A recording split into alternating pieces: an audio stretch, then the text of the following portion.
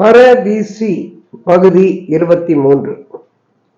பரதீசையில் மனிதர்களாகிய நமக்கே இடம் கொடுக்கும் அதிகாரத்தை உடைய எங்கள் பரமபிதாவாகிய இயேசு கிறிஸ்துவே, முதலாம் உயிர்த்தெழுதலுக்கு தகுதியானவர்கள் மாத்திரமே பரதீசையில் இளைப்பாறுவதற்காக தங்கும் வாய்ப்பை பெறுவார்கள் என்பதையும், அதிலே பரதீசையிலே நுழைகிறவர்களில் ஒருவரும் நியாய பிரமாண கட்டளைகள் அனைத்தையும் நிறைவேற்றி முடித்தவர்கள் அல்ல, அதாவது மோசையின் பிரமாணத்தின்படி நீதிமன்றங்கள் ஆக்கப்பட்டவர்கள் அல்ல என்பதையும்,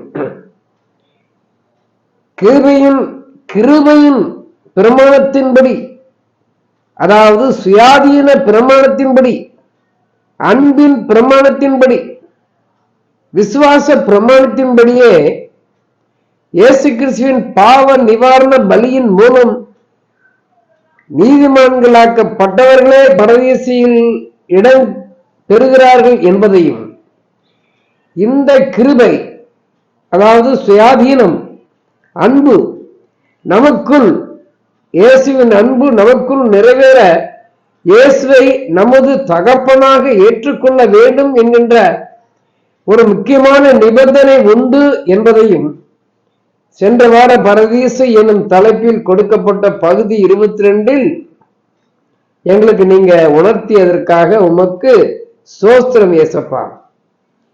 பரதீசை எனும் தலைப்பில் பகுதி 23 இந்த வார செய்தியாக கேட்கும் போது, பரதீசையில் இடம் கிடைக்க நாங்கள் இன்னும் செய்ய வேண்டியவைகளை குறித்து தாங்கள் எங்களுக்கு போதிப்பதை நாங்கள் புரிந்து கொள்ளும் அறிவை பெற்றுக்கொள்ள எங்களை நீங்க உடனே தகுதிப்படுத்த வேண்டும் என்று கர்த்தராகிய இயேசு கிறிஸ்துவின் பரிசுத்த நாமத்திலே தாகத்தோடு வேண்டிக் கொள்கிறோம் பரமபிதாவாகிய இயேசுவே, ஆமென். பரதீசையில் இடம் கிடைக்கும் வாய்ப்பை தடுக்கும் பாவங்கள் சில உண்டு. அவைகளில் முதலாவது பாவம் இயேசுவை பரமபிதா அல்ல என மறுதலிப்பது, அல்லது அவர் பரமபிதாவோ இல்லையோ என்று சந்தேகப்படுவது, அல்லது இயேசு யாராய் இருந்தால் என்ன, நியாய தீர்ப்பன்று நான் இயேசுவிடமே கேட்டு தெரிந்து கொள்வேன் என்பது போன்றவை ஆகும். யோபு 18:21 சொல்லுகிறது, அக்கிரமக்காரன் குடியிருந்த ஸ்தானங்கள் இவைகள்தான், தேவனை அறியாமற் போனவனுடைய ஸ்தலம் இதுவே. இங்கே தேவனை அறியாமல் என்பது ரோமர் 9:5 இயேசுவை, அதாவது சர்வத்திற்கு மேலான தேவன் அவர்தான் என்பதை அறிந்தும் அவரை பிதா அல்ல என்பவனே தேவனை அறியாதவன். ஓசியா 5:4 சொல்லுகிறது, அவர்கள் தங்கள் தேவனிடத்துக்கு திரும்புவதற்கு தங்கள் கிரியைகளை சீர்திருத்த மாட்டார்கள், வேசித்தன ஆவி அவர்கள் உள்ளத்தில் இருக்கிறது, கர்த்தரை அறியார்கள். இங்கே தங்கள் கிரியைகளை சீர்திருத்த மாட்டார்கள் என்பது என்னவென்றால், கர்த்தராகிய இயேசு கிறிஸ்துவின் நாமத்தில் ஞானஸ்நானம் கொடுக்க மாட்டார்கள், நம்பர் 1. நம்பர் 2, வீட்டையோ கைவேலையான ஆலயத்தையோ மற்றும் யாதொன்றையோ கர்த்தராகிய இயேசு கிறிஸ்து நாமத்தில் பிரதிஷ்டை செய்ய மாட்டார்கள் என்பது. 3வது, ஆசீர்வாதம் கூறும்போது கர்த்தராகிய இயேசு கிறிஸ்து நாமத்தில் யாரையும் ஆசீர்வதிக்க மாட்டார்கள் போன்றவை. இதை வேசித்தன ஆவியின் கிரியைகள் என ஓசியா 5:4 நம்மை எச்சரிக்கிறது. இது சரீர பிரகாரமான வேசித்தனம் அல்ல, ஆவிக்குரிய வேசித்தனமாகும். மாம்சத்தில் செய்யப்படும் வேசித்தனம் மன்னிக்கப்படும், ஆவிக்குரிய வேசித்தனம் மறுமையிலும் மன்னிக்கப்படுவதில்லை. சாத்தான் அவர்கள் உள்ளத்தில் இருந்து கர்த்தராகிய இயேசு கிறிஸ்துவின் நாமத்தை மதிக்காமல் அல்லது மதிக்க விடாமல் செய்கிறான். இப்படி செய்கிறவர்களையே கர்த்தருடைய நாமத்தை அசட்டை பண்ணுகிற ஆசாரியர்கள் என மல்கியா 1:6 குறிப்பிடுகிறது. இயேசு தம்மை மத்தேயு 10:25 எஜமான் என்று சுட்டிக்காட்டி இருந்தும், இயேசுவே எஜமான் என்று இருந்தும் அவருக்கு பயப்படாமலும் இயேசுவுக்கு பயப்படாமலும் பிதாவாக இயேசுவை பிதாவாக கனம் பண்ணாமலும் இருப்பதாக மல்கியா 1:6 கூறுகிறது. இப்போதும் தேவனுடைய சமூகத்தை நோக்கி கெஞ்சுங்கள், அப்பொழுது நம்மேல் இறங்குவார். இது உங்களாலே வந்த காரியம், அவர் உங்களை அங்கீகரிப்பாரோ என்று சேனைகளின் கர்த்தர் கேட்கிறார்.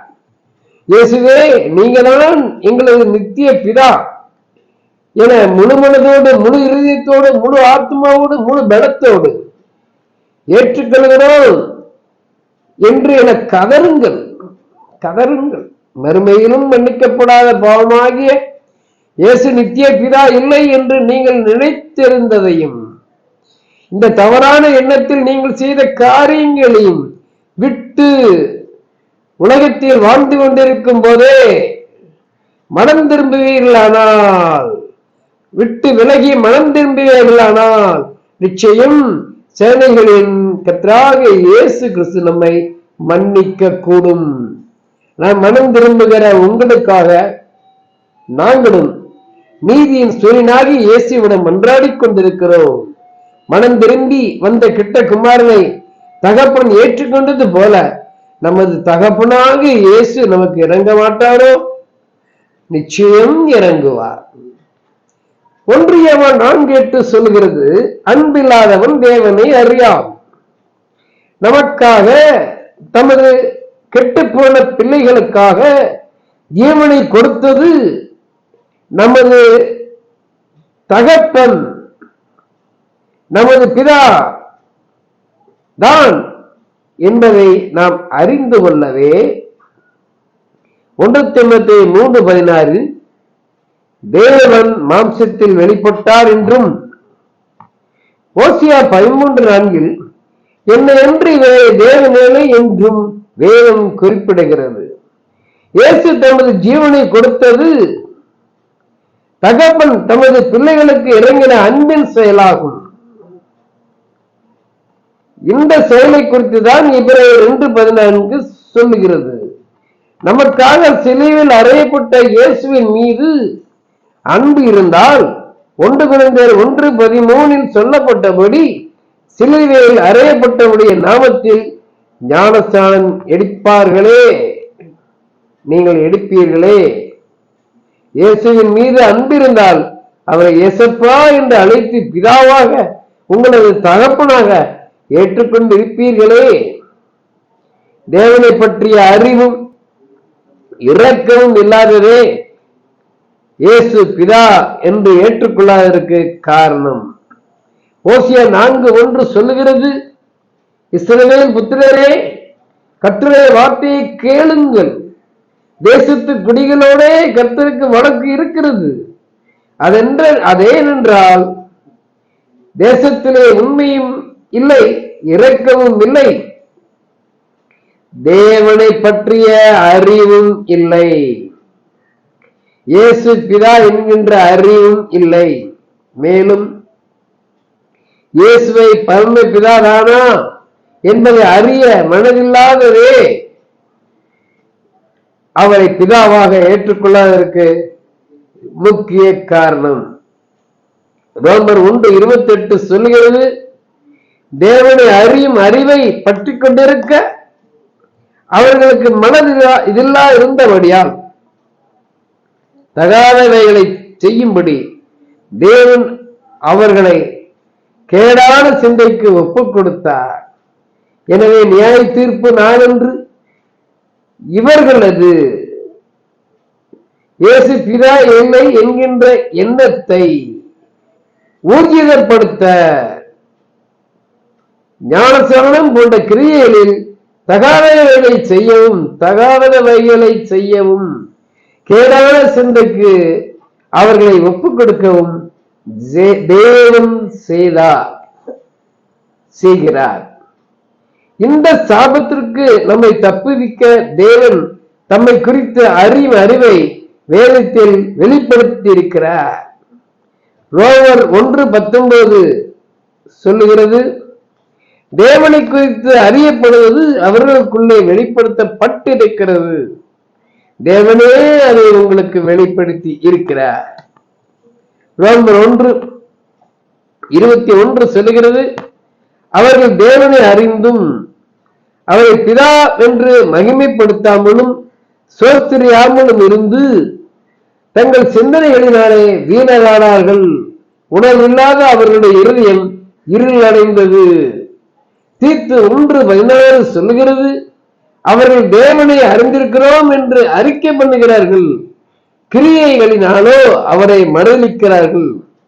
அவர்கள் அருவருக்கப்படத்தக்கவர்களும் கீழ்ப்படியாதவர்களும் எந்த நற்கிரியையும் செய்ய ஆகாதவர்களாக இருக்கிறார்கள். அதாவது இயேசுவை தேவன் என்று ஏற்றுக்கொள்கிறார்கள், ஆனால் அவருடைய நாமத்தில் ஞானஸ்நானம் போன்ற கிரியைகளை செய்ய மறுத்து இருக்கிறார்கள். கிறிஸ்துவினால் படைக்கப்பட்டவர்களே,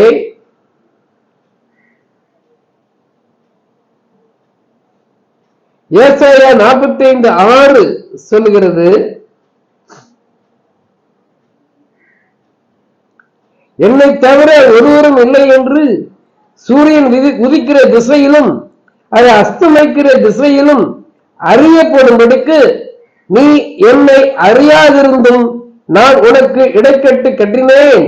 நானே கர்த்தர், வேறொருவர் இல்லை.